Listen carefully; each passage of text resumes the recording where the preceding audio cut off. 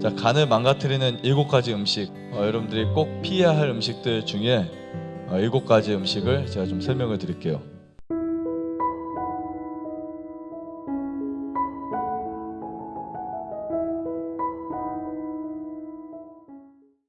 우선 간은 우리 내부 기관에서 가장 크고 복잡한 기능을 가지고 있습니다. 대사 활동을 봐도 굉장히 많아요. 소화, 대사, 이렇게 단백질을 소화시키고 탄수화물을 소화시키고 지방을 분해하고 이런 것들이 되게 많습니다.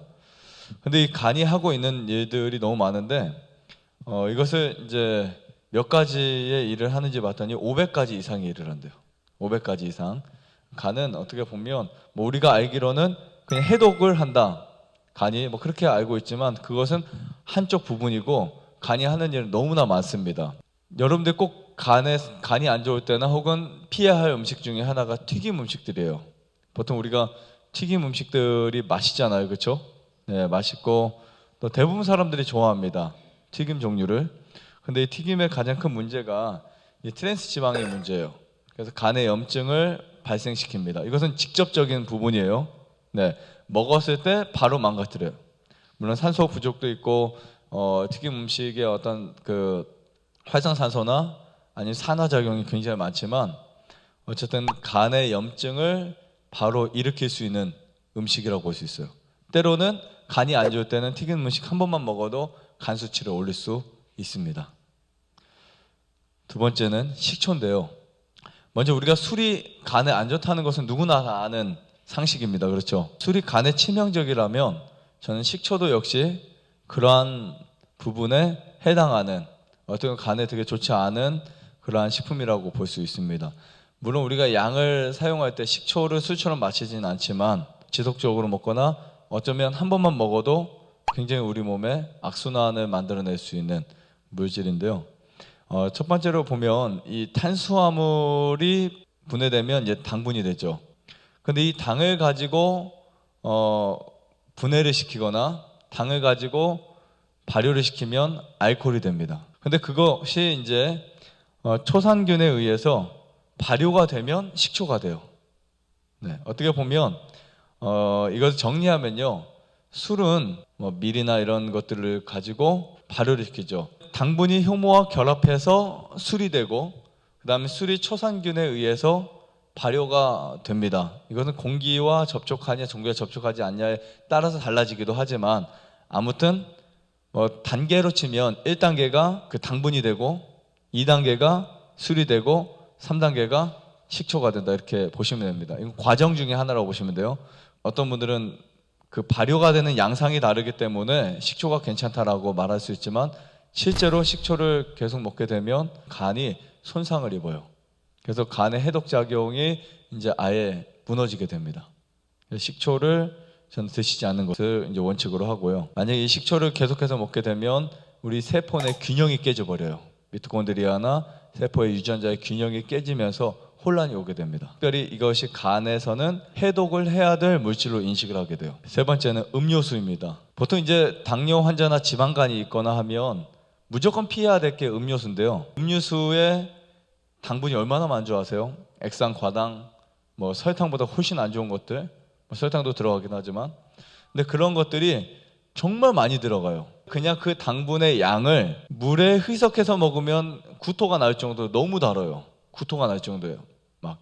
근데 거기에 화학 물질들이 같이 섞이니까 먹을 만한 거예요, 그 당분이.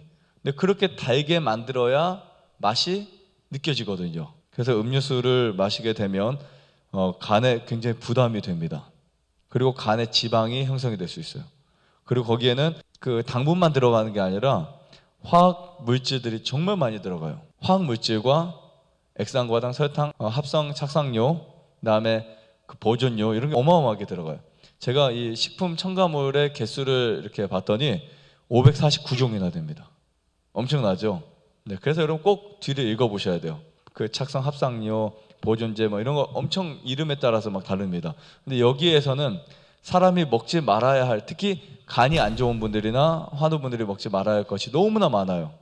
근데 우리는 그냥 지나치고 이제 그것을 무심결에 이렇게 마시게 되거나 하면 굉장히 많은 손상을 입힌다고요. 이게 건강한 사람들에게도 해로운데 여러분들에게 내가 몸에 병이 있을 때는 한 번만 마셔도 이것은 나에게 엄청 심각한 결과를 초래할 수도 있습니다. 자, 네 번째. 근데 설탕은요, 우리가 설탕을 퍼먹는 일은 거의 없습니다. 왠지 설탕을 먹으면 몸이 나빠질 것 같아. 그런데 설탕이 들어간 음식들을 먹어요. 대부분의 음식들이나 빵이나 종류들을 보면 설탕 덩어리예요. 도너츠라든지 빵이라든지 설탕이 없으면 맛이 없습니다. 무설탕 음식들.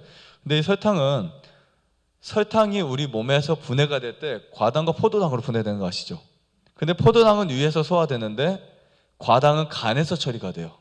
그래서 설탕을 먹게 되면 간이 막 힘든 거예요. 간이 안 좋은 분들이 설탕을 좀 먹잖아요. 설탕이 들어간 음식 먹잖아요. 피곤해지는 거예요.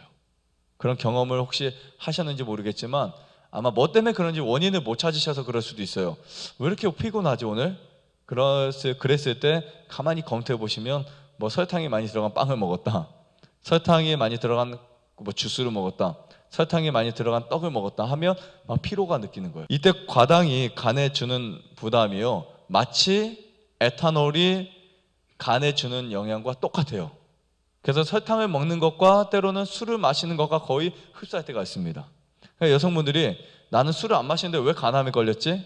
하는 분들이 종종 있어요. 그분들의 대부분은 빵을 많이 먹는다든지 설탕이 들어간 음식을 많이 먹는다든지 하면 술을 먹은 것과 비슷한 결과를 만들어냅니다. 이것도 역시 간에서 처리해야 돼요. 해독해야 되고, 설탕이 안 좋은 이유들은 제가 또 강의한 것이 있기 때문에 따로 보시고요. 근데 설탕이 간을 굉장히 치명적으로 문제를 일으킨다. 이거 꼭 기억하세요. 다섯 번째는 가공육입니다. 가공육이 뭔지 아시죠? 저는 육식도 간에 안 좋다고 하는데 이 가공육에 뭐가 문제가 또 되냐면 방부제가 문제가 돼요. 가공육에는 방부제가 들어가거든요. 또 발색제, 색깔을 바꾸잖아요. 아주 예쁘게 바꾸는 발색제 성분이 간에 악영향을 초래해요.